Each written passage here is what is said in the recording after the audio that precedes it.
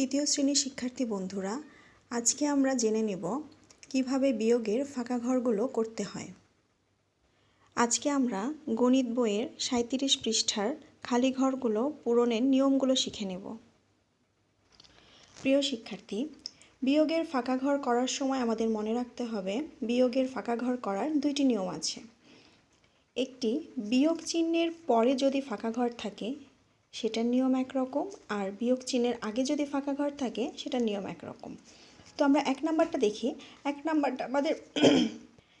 এক নাম্বারটা খুবই সহজ, এটা সাধারণ বিয়োগ করে দিলে হয়ে যাবে। তো আমরা আগে দেখি 42 থেকে আমরা সরাসরি করি। যদি উপরে ছোট্ট সংখ্যা থাকে সেটাকে আমরা বড় করে নিব। তো 9-এর পর থেকে আমরা 12 পর্যন্ত গুনব।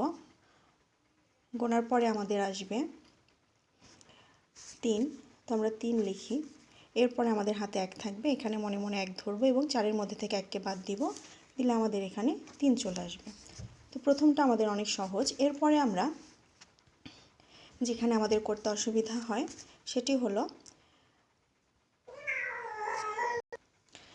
2 নম্বর প্রশ্নে আমাদের এখানে বিয়োজন দেওয়া আছে এবং বিয়োগফল দেওয়া আছে, আমাদেরকে বিয়োজ্যটা বের করতে হবে। তো এই ফাঁকা ঘরের করার নিয়মটা হলো, যখন বিয়োগ চিহ্নের পরে ফাঁকা ঘর থাকবে তখন আমরা অপর দুইটা সংখ্যাকে বিয়োগ করে বের করব। অর্থাৎ আমরা এখানে